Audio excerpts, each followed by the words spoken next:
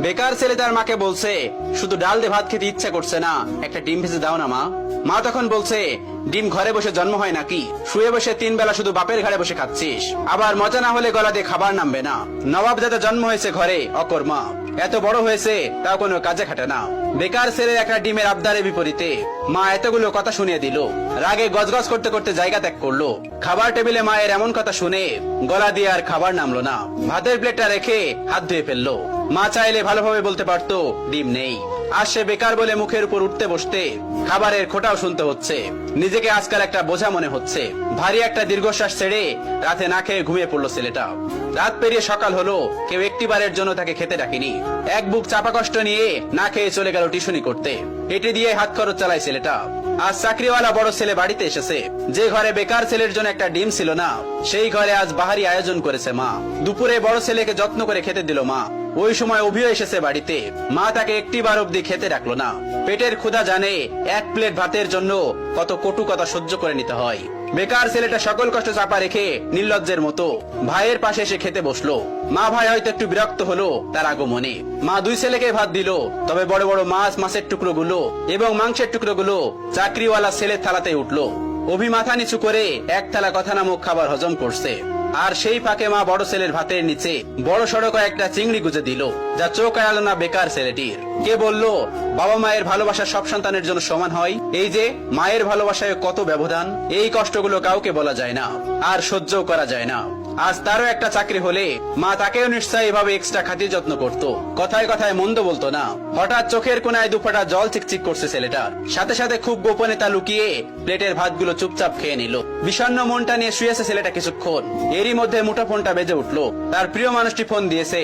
তার প্রিয় মানুষটির ফোনের নামটা দেখে অভির মুখে হাসি ফুটে উঠলো। রিসিভ করার সাথে সাথে তার প্রিয় মানুষটি ব্যস্ত কণ্ঠে বলল, অভি, তোমার সাথে বিকাল 4টায় আমি দেখা করতে চাচ্ছি।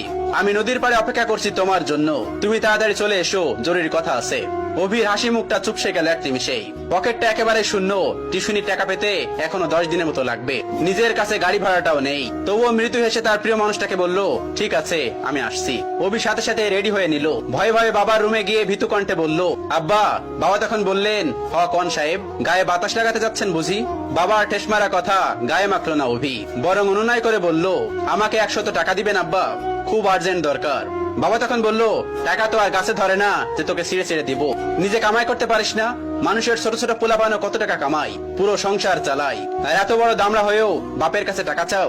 এই লজ্জা করে না তোর? তুই সারাদিন গায়ে বাতাস লাগায় বেড়াবি, আর প্রত্যেক দিন তোর আমি টাকা দিব? অনেক তো বাসায় বাসায় খাওয়াইছি, আর না। তুই আমার সোজা সাপটা কথা শোন, আমি তো এত পকেট খরচ দিতে পারবো না। এখন থেকে নিজে নিজে ইনকাম করে খা, আর তা না পারলে আমার ঘর থেকে বাইর হয়ে যা। এত ঝামেলা আমার সহ্য হয় না, তুই আমার চোখের সামনে থেকে দূর হ। বাবার এতগুলো কথা শুনে ছেলেটার বুকটা মোচড় দিয়ে উঠলো।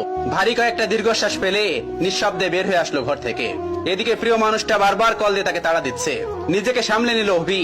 বাগান থেকে একটা গোলাপ ছিঁড়ে নিজের পকেটে রেখে দিল অভি। অতঃপর পায়ে হেঁটেই গেল যথার্থ স্থানে। প্রিয়তমা আগে এসে বসে আছে। অভিকে দেখে উঠে দাঁড়ালো এবং বিরক্ত কণ্ঠে বলল, এত দেরি করলে যে? জানো আমি কতক্ষণ ধরে বসে আছি? অভি তখন বলল, সরি আমার অনুরাগী, রাগ করো না আমার উপর, আসতে একটু দেরি হয়েছে। প্রিয়তমা তখন বলল, চুপ করো, চুপ করে থাকো, নিশ্চয় টাকা ছিল না? নিশ্চয় পায়ে হেঁটে এসেছো? অভি তখন মাথা নিচু করে ফেললো। প্রিয়তমা তার হাতে একটা কার্ড ধরিয়ে দিয়ে বলল, সারপ্রাইজ। ছেলেটা তখন বলল, কি এটা, কিসের কার্ড? তখন তার প্রিয়তমা তাকে বলল, এটা আমার বিয়ের কার্ড, ফার্স্ট আমি তোমাকেই দিলাম, এসো, কিন্তু তুমি কিন্তু একদমই মিস করবে না। ছেলেটি তখন বলল, মানে কি বলছো তুমি, সত্যি বলছো? মেয়েটি তখন বলল, হ্যাঁ সত্যি বলছি। অভি কাপা কাপা হাতে কার্ডটি খুলে দেখে নিল। তার বুকের বাঁ পাশটায় চিনচিন করে ব্যথা করছে। কাপা কাপা কণ্ঠে জানতে চাইলো, 3 বছরের সম্পর্কের, তবে আজই কি ইতি কথা? প্রিয়তমা তখন জোর কণ্ঠে বলে উঠলো, হ্যাঁ। ছেলেটি তখন বলে উঠলো, আচ্ছা, ভালোবাসতে না আমায়? তুমি এত স্বাভাবিক, কষ্ট হচ্ছে না তোমার? কি করে পারবে তুমি আমাকে ছাড়া অন্য কাউকে বিয়ে করতে? প্লিজ প্লিজ এমন করো না, বলো এসব মিথ্যে।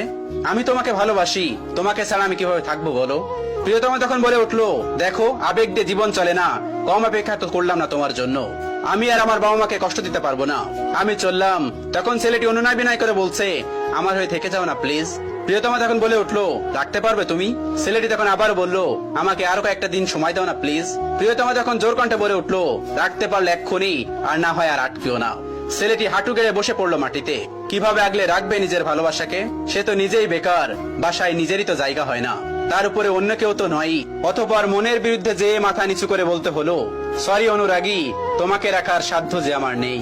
চলে যাও, তবে সুখী হও স্বামীর ঘরে। ভালো থেকো আমার না হওয়া প্রিয়তমা। বিদায় আমার অনুরাগী। অতঃপর 3 বছরের ভালোবাসার দাপন হলো বেকারত্বের কারণে। এভাবেই প্রতিনিয়ত হাজারো বেকার ছেলে হারায় তাদের প্রিয়তমাকে। অভি টলতে টলতে নদীর কিনারায় বসে পড়লো। নিজেকে পাগল পাগল লাগছে। প্রিয় হারানোর যন্ত্রণা এত তীব্র কেন, এত ব্যথা কেন? এই তো মনে হচ্ছে দমটা বের হয়ে যাবে তার। বুকের বাপাসটা ঝলসে যাচ্ছে তার। চোখ দিয়ে ঝরছে নীরব অশ্রু। বেকারদের এই নীরব অশ্রু লোকচক্ষুর আড়ালেই রয়ে যায়। বুক পকেটের শখের গোলাপটা আর দেয়া হলো না, আর দেওয়া হলো না প্রিয়তমাকে। অভি উঠে দাঁড়ালো এবং গোলাপটা ছুঁড়ে ফেললো নদীর পানিতে। অতঃপর দাঁড়িয়ে বিড়বিড় করে বলল, বেকারত্ব মানে রোজ হাজারো স্বপ্নের বলিদান। বেকারত্ব মানে হলো রোজ বাস্তবতার অনলে পোড়া। বেকারত্বের মানে হলো জ্যান্ত কতগুলো লাশ। বেকারত্ব মানে হলো জীবনের খাওয়া সেরা বাস। গল্পের শেষে আপনাদেরকে বলছি, ওই যে আপনার বাড়িতে বেকার ছেলেটা আছে না, যাকে সারাদিন বাসা থেকে বের করেন, খাবারের খোঁটা দেন, হ্যাঁ তার কথাই বলছি। বিশ্বাস করুন, এই মানুষগুলো ভিতরে ভিতরে প্রতিনিয়ত শেষ হয়ে যাচ্ছে। এদেরকে কথার আঘাতে প্রতিনিয়ত কষ্ট না দিয়ে, তাদেরকে বোঝা মনে না করে, বরং এদের পাশে থেকে এদের মনোবল মজবুত করতে সাহায্য করুন। পারলে একটা কাজ জোগাড় করে দিন, মানসিক শান্তি দিন। পারলে এদের একটু বোঝার চেষ্টা করুন। শুনুন, একটা পরিবার থেকে একটা মানুষ সাপোর্ট পেলে একটা মানুষ সারা বিশ্বকে জয় করতে পারে। আচ্ছা, এরা তো এমনিতেই বেকার থাকছে, তাই না? জানেন তো এই শহরে আজকাল চাকরির বড়ই অভাব।